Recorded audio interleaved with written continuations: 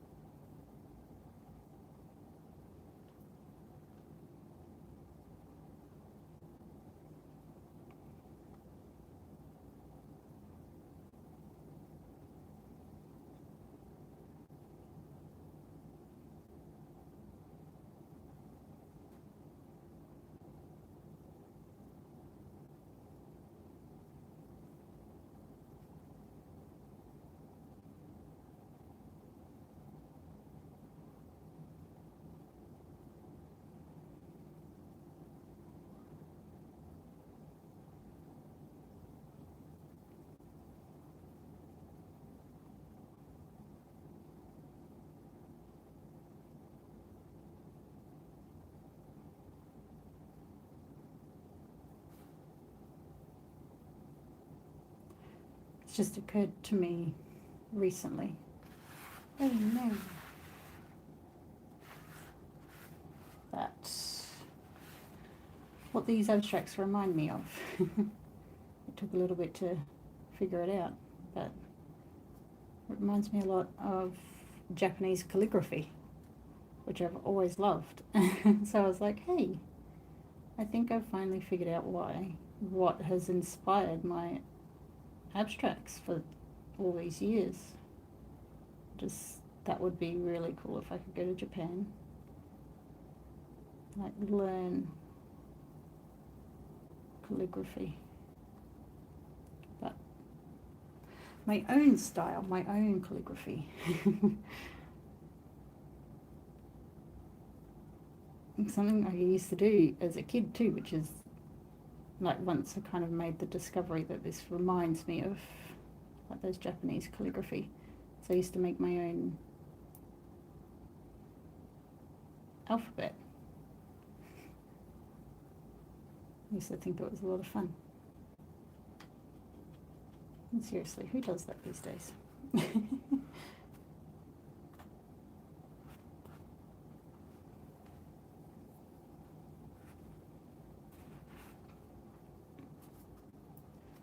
Let that dry.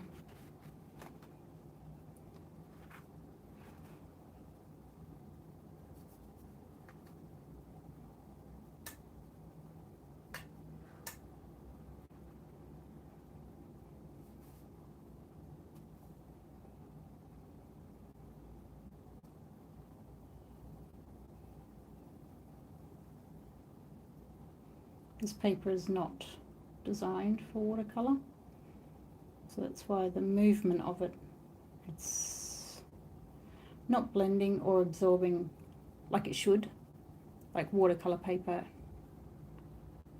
traditionally does, because it doesn't have that binding medium. It doesn't hold the pigment very well. The purpose of this sketchbook for me is a warm-up sketchbook. I do this just if I haven't done any painting for a couple of days. It definitely takes a little bit of time to get into a flow or a rhythm. And that's why I don't mind using the pages out of this book, because it's not expensive. And it just helps to get that muscle memory, to get that brush familiarity back again. That's cool. I like that. That's very cool.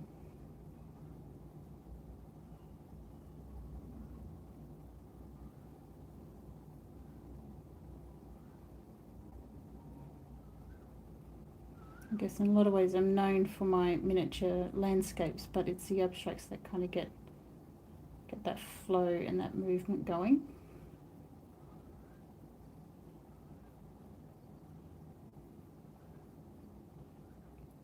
I'm doing too much. It's time to stop. And that's how you know. You get, when you do these practice sessions, you get a feel for what's too much and what's too little, and where to stop and where to keep going. I'm kind of in a flow already, so I'm going to go straight into the next one.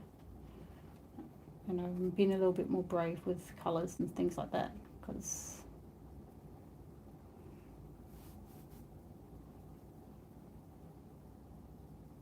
I can be.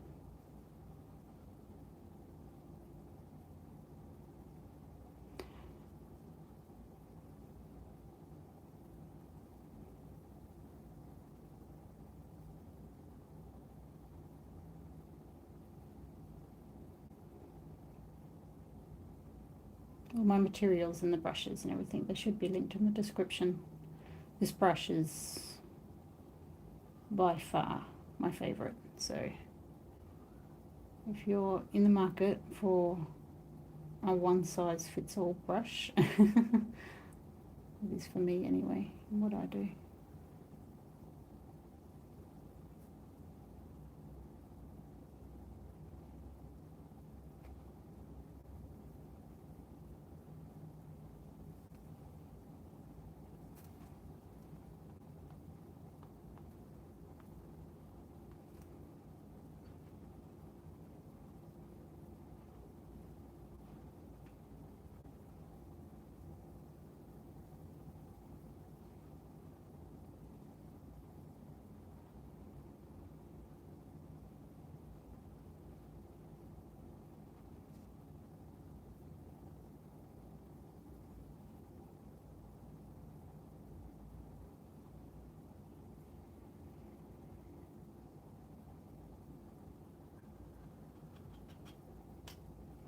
I think it's important that to make it a daily habit just to practice.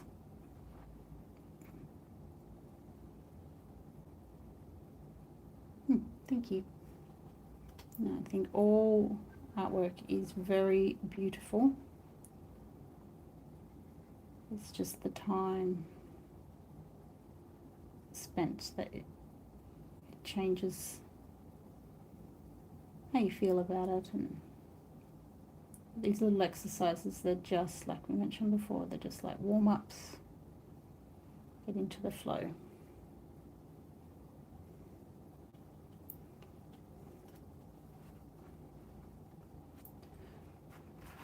Yeah, so that works out quite well, I think. So we've got a couple of different ones. It's interesting, they've all got the same kind of right hand straight line and that flow around. So same with this one, straight down, flowing around. And this one didn't have it did in the first layer, in the yellow, so it was a bit of a straight, there's a little bit there, but it's that flow around. So that's interesting that that's come across on all three of them. Interesting to note. So like I said, this is just a very cheap sketchbook, not even for watercolor. And this is just the warm-up pages. I particularly like this one. I like how that flowed. That worked out really well, I thought. A couple of landscape studies, a few more landscape studies. So get yourself a book that you don't care. I like this one. And again, you can see that kind of straight and then those flicks that go around. That's good. Again, playing with shapes and playing with that movement. So this is what we talk about in the abstract portion of the course, is how to like find those patterns in your work that end up being like a signature of your work. Yeah, and that was today. So that's interesting that already in this book I've found those patterns, kind of those straight lines, those sweeping movements. That's really cool to see. If we go to like some of the bigger sketchbooks, and when I say bigger, I mean better paper. Some of you would have seen this before, but every sketchbook I always swatch out my colours and what they look like, and I've been getting inventive with them as well. So this is another sketchbook, and instead of just, you know, painting it out like I have here, I decided to paint it out in a tree, and it's much more interesting. It looks much more arty. Didn't intend it to be like that, but I kind of did it. This was the first one that I did actually in this book here. And I had drawn this shape because I have been doing a lot of ink drawings. I think this one has got a few, I've got a few pages left. Yay. I didn't realise that. I forgot. So I have been drawing a lot of these shapes lately anyway. And that was the first time I decided, oh, let's just fill it in with all the different colours I have in the palette. And it's interesting though, it just feels so bright and lovely and delightful. But a lot of my work is quite dark and quite heavy because of these, like the indigo, the perylene violet, the perylene green. I tend to use the darker colours anyway. Oh, thank you. Yeah, I thought it was a more interesting way to represent the colours in my palette. So that was nice. I like doing that. But yeah, these are the sketchbook studies, which is, sketchbooks is something that you just play with and not really intentioning others to see it, but I guess as a professional artist, I like to show the whole picture so that people know that there's a lot of experimentation in between the nice projects. So this is another one. Again, I haven't got those vertical lines like I've started to in my junk sketchbook. So we can see like those vertical drop down lines. They haven't emerged yet, and I think that's very interesting when you start to compare, especially when it comes to abstracts, when you're comparing your abstracts to before. It's like you can see the progression as like you experiment and you discover new things. And another study, I've always wanted to paint smoke. I haven't mastered it, but definitely it's something that I'm still interested in trying to discover and figure out. But just those little pops of gold even, I'm not sure if they can be picked up very well on the camera. But again, you can see like in between bits and pieces, I've got these sketchy abstract shapes. So it's definitely the heart language is these abstracts. And just again, playing with colours, playing with shapes. I've really got to fill these girls in. I will one day. And I'm going back to those same kind of organic shapes that I've had before, the leaves and things like that.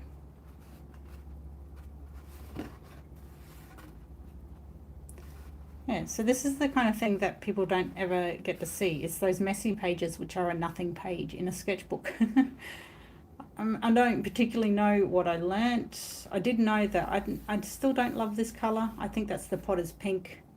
It's still in my palette, but I need to take it out. I rarely use it. I just don't like it. And again, another example of a page that's usually not shown in your general sketchbook pages because it's a nothing page. It's not particularly great. There's no... In some ways, it's a failure. I don't like using those words, but at the same time, I can remember the coffee shop that I drew that in, and I remember the day, I remember the weather and things like that. I mean, it's not a great representation of where we were, but it doesn't matter because I spent the time, I think, there and not, you know, playing on my phone and not being like aware of my surroundings.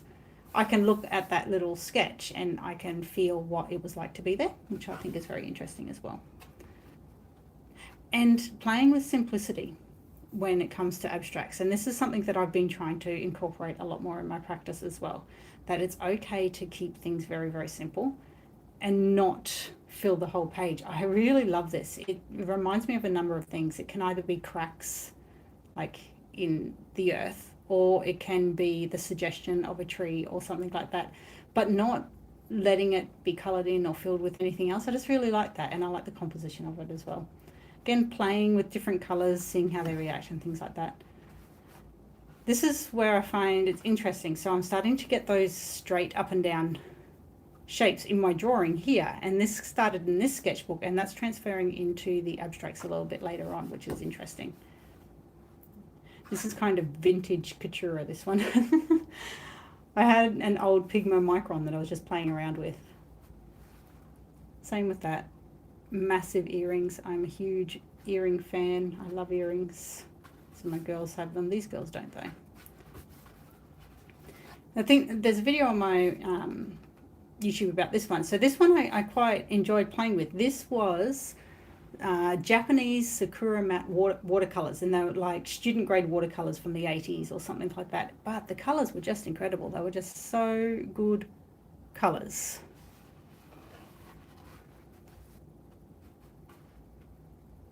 So good colors.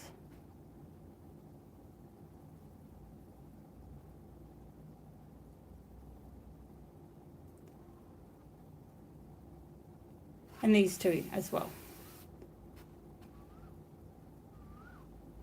Yes, I am using a mobile phone. I liked the play of this. I liked playing around with the strokes. I liked playing around with the colors. And I liked that I had that combination of the orange and the dark blue and the teal. That was quite good.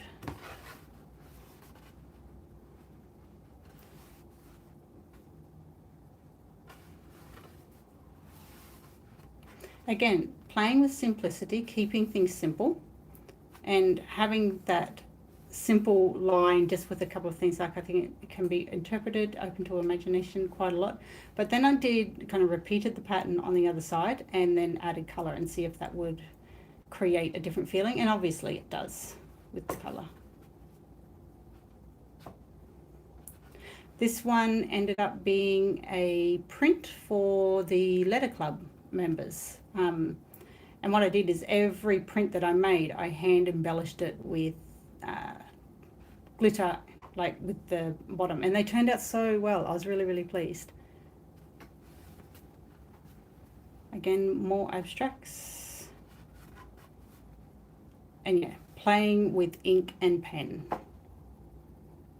which is a happy place. I can sit in front of the TV for hours and just draw in that way. So that worked out really well. I really enjoyed that. That was very cool. So for now, I'm going to go onto a card. So I am attending a wedding tomorrow, and I don't have a card, so I'm going to paint one. So I will do that now.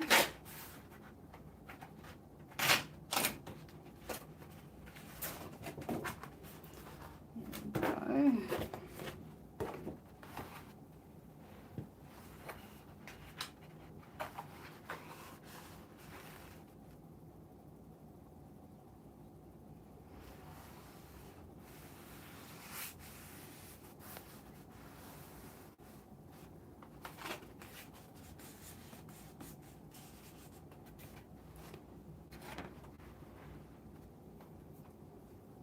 So folded an A4 piece into an A5, and I'm going to tape up the borders.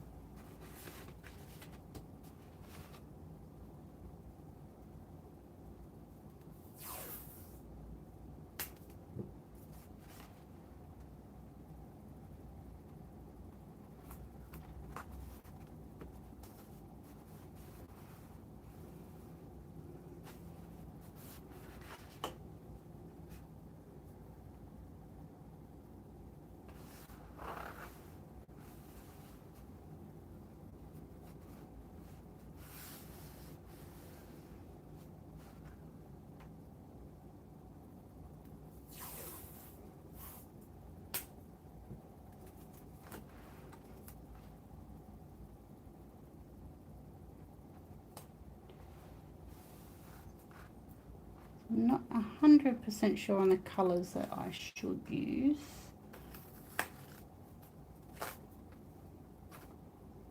I might go pink. Do kind of a semi-abstract landscape.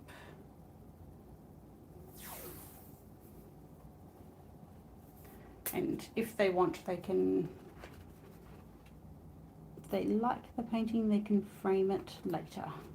It's big enough that it can be a frame. I am a miniature artist, but I do like painting the larger formats too.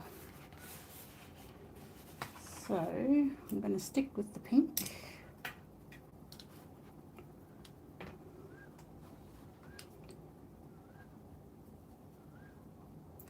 Plenty of water, so I want a very, very light background. I want to keep it quite subtle. There's going to be some abstract elements in there as well.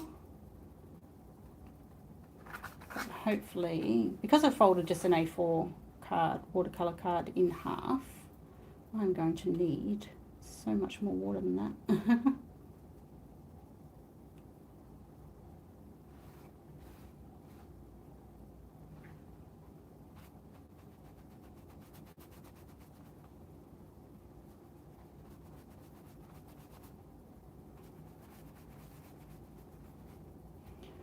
Hopefully that'll just give us a very nice subtle background to work with.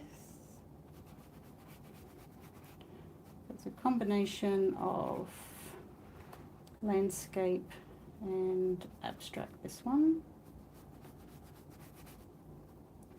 Hopefully it won't buckle too much.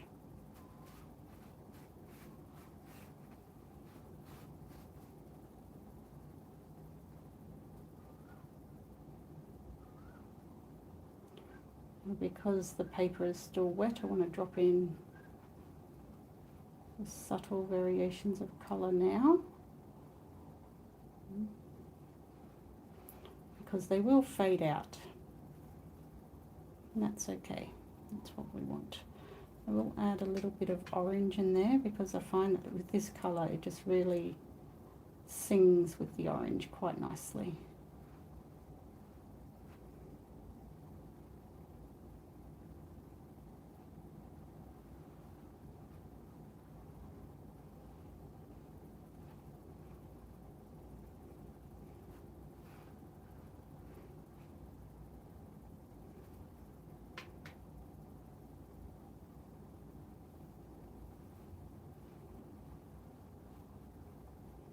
It should be a really lovely wedding. I've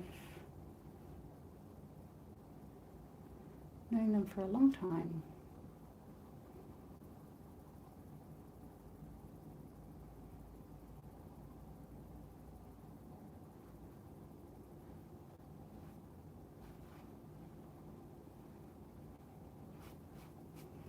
Now I'm going to drop in some of the darker elements now.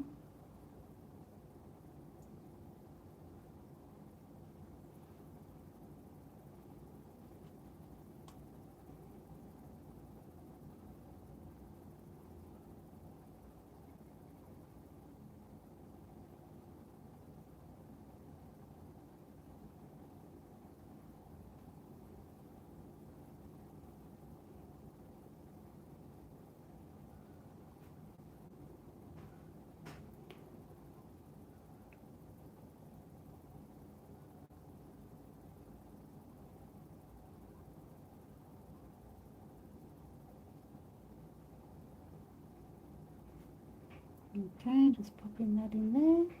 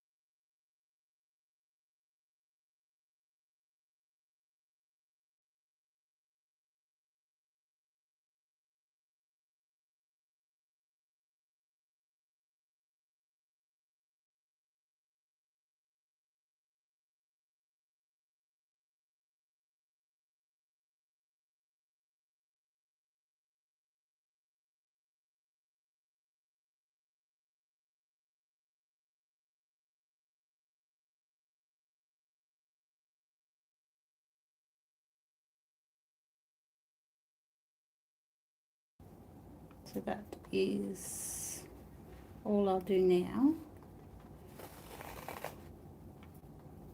It's always good when the tape comes off cleanly.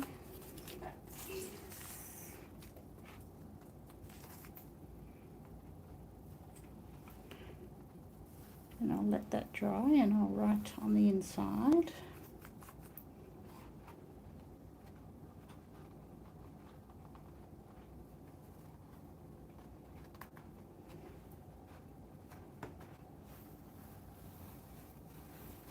There we go. I think that's quite nice. It's a bit abstract. It's got some nice glitter there. Yeah. And I will, write on the inside, let that dry fully. And that's it. So thank you for joining me today. It was nice to paint and to go through some of the sketchbooks a little bit and see where the inspiration is going and coming from. So we'll see you next time. Bye.